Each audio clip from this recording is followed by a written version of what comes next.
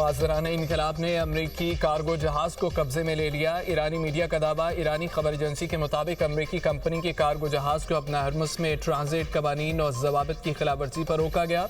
ایرانی پاسداران انقلاب کے مطابق امریکی فوج کی سرپرستی میں 4 جہاز اپنا ہرمز سے گزرنے کی کوشش کر رہے تھے۔ ایک جہاز کو نشانہ بنا کر روک لیا گیا، باقی 3 جہاز واپس لوٹ گئے۔ امریکی کارگو جہاز کی فوٹیج بھی جاری کر دی گئی۔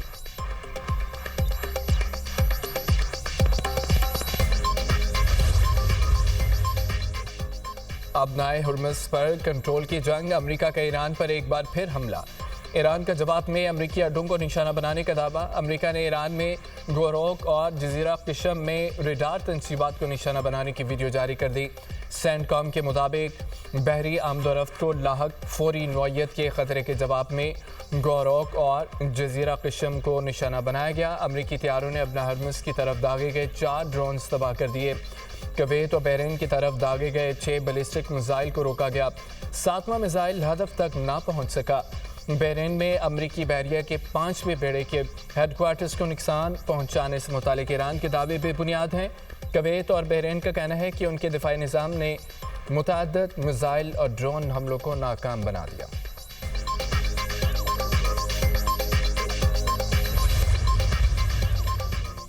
ایران کا کویت میں امریکہ کے 2 فضائی اڈوں اور بحرین میں امریکی بحریہ کے 5ویں بیڑے کی اہم تنصیبات کو بیلسٹک میزائلوں سے نشانہ بنانے کا دعویٰ۔ پاسداران انقلاب کا کہنا ہے کہ 4 بحری جہاز امریکہ کی مدد سے غیر قانونی طور پر اپنا ہرمز عبور کرنا چاہتے تھے۔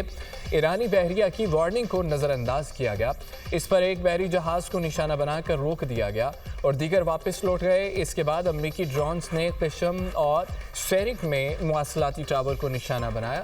ایرانی وزارت خارجہ کا کہنا ہے کہ حملہ جنگ بندی کی خلاف ورزی ہے، مزید کسی کشیدگی کے نتائج کا ذمہ دار امریکہ ہوگا۔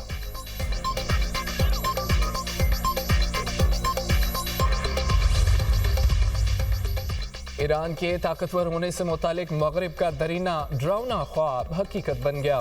ایرانی سپریم لیڈر کے مشیر برائے خارجہ امور ڈاکٹر علی اکبر ولایتی کہتے ہیں خطے میں سمجھوتے کا خواب دیکھنے والے بہت بڑی اسٹریٹجک غلطی کر رہے ہیں۔ ایران مزید مضبوط ہو رہا ہے، اسٹریٹجک نقشہ دوبارہ تشکیل دیا جا رہا ہے۔ ٹرمپ کو اپنا ہرمز دوبارہ کھلوانے کے لیے عارضی معاہدے کی ضرورت ہے۔ خطے میں سمجھوتے کا خواب دیکھنے والے بہت بڑی غلطی کر رہے ہیں۔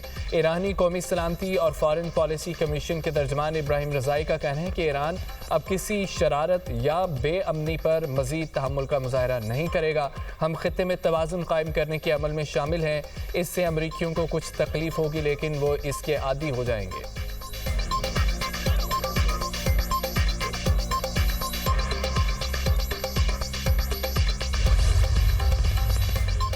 بحرین اور کویت پر حملے ناقابل قبول قرار، بحرین کی وزارت خارجہ کی ایرانی حملوں کی شدید مذمت۔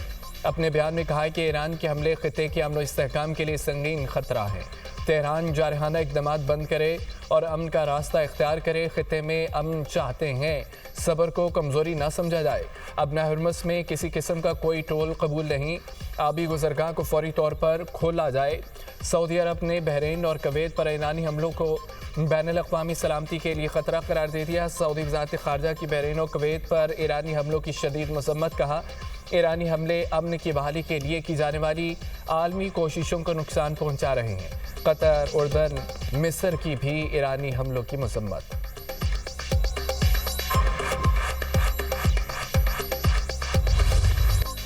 گلگت بلتستان الیکشن میں بڑی جماعتوں میں بڑا مقابلہ، پاکستان پیپلز پارٹی پارلیمنٹیرینز کے 23، مسلم لیگ نون کے 22 امیدوار میدان میں، جمعیت علماء اسلام کے 9، اسلامی تحریک پاکستان کے 10، مجلس وحدت المسلمین کے 7، استحکام پاکستان پارٹی کے 15 امیدوار ہیں۔ پاکستان نظریاتی پارٹی کے 10 امیدوار الیکشن میں حصہ لے رہے ہیں۔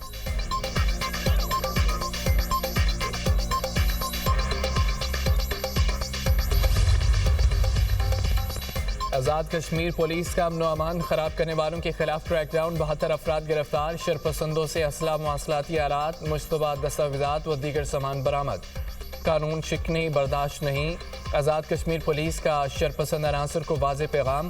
کہا امن خراب کرنے کی کسی کو اجازت نہیں دی جائے گی، قانون ہاتھ میں لینے والوں کے خلاف سخت کارروائی کی جائے گی، سوشل میڈیا پر اشتعال انگیز مواد پھیلانے والوں پر بھی کڑی نظر رکھی جا رہی ہے، شہری افواہوں اور اشتعال انگیزی سے گریز کریں۔ مظفر آباد سمیت آزاد کشمیر میں معاملات زندگی رواں دواں، آزاد کشمیر کے عوام نے احتجاج کی کال مسترد کر دی۔ کالعدم جوائنٹ عوامی ایکشن کمیٹی 2023 میں قائم کی گئی، بنیادی مطالبات صرف 3 تھے، بعد میں تعداد بڑھ کر 38 ہو گئی۔ بجلی کی رعایتی نرخوں پر فراہمی، آٹے کی رعایتی قیمت پر فراہمی اور اشرافیہ کو حاصل خصوصی مراعات کا خاتمہ اصل مطالبات تھے۔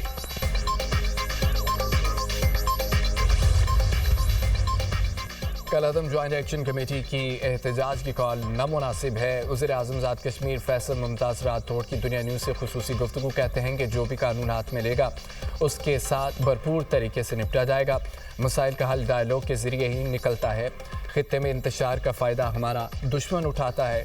پیپلز پارٹی آزاد جموں کشمیر قانون ساز اسمبلی کے انتخابات میں کامیابی حاصل کرے گی، JUI کے ساتھ انتخابی اتحاد ہو سکتا ہے، وقت آنے پر اس بارے غور کیا جائے گا۔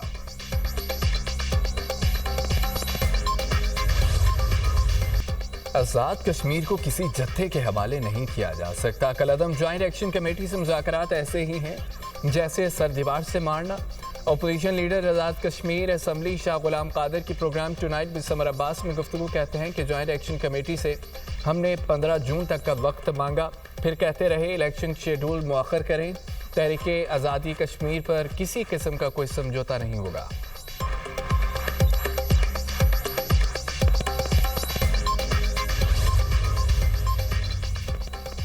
بجٹ میں میک اپ کے امپورٹڈ سامان پر ڈیوٹی 44 سے کم ہو کر 40% ہو سکتی ہے۔ بیوٹی پارلرز، جلد کی نگہداشت کے کلینک، ہیلتھ کلب کے سامان پر ٹیکس میں کمی کا امکان۔ بیوٹی پارلر کے خام مال پر بھی ڈیوٹی 44 سے کم ہو کر 40% ہو سکتی ہے۔ جلد کی نگہداشت، سکن پالش کے لیے کریم لوشن پر ڈیوٹی 40 سے کم ہو کر 35% ہونے کی توقع ہے۔ بالوں کی دیکھ بھال کے خام مال پر ڈیوٹی 44 سے کم ہو کر 40% ہونے کا امکان۔ فیس واش، صابن اور دیگر متعلقہ خام مال پر ڈیوٹی 40 سے کم ہو کر 35% ہو سکتی ہے۔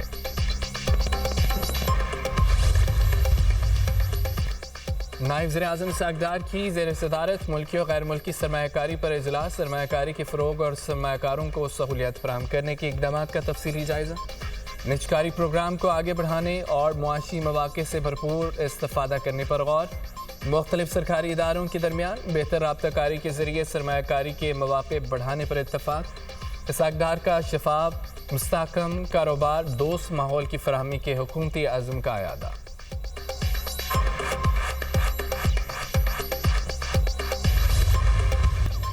نوشہرہ میں جلتے شعلوں نے غریبوں کی جمع پونجی جلا دی، کلاتھ مارکیٹ سستا بازار میں آتشزدگی سے 300 سے زائد عارضی کیبن جل کر خاکستر ہو گئے، 3 افراد جھلس کر زخمی، ریسکیو اہلکاروں نے 3 گھنٹے بعد وسیع رقبے پر پھیلی آگ پر قابو پا لیا۔ آگ بجھانے کے عمل میں نوشہرہ، مردان اور پشاور سے مجموعی طور پر 12 فائر وہیکلز اور 60 سے زائد اہلکاروں نے حصہ لیا۔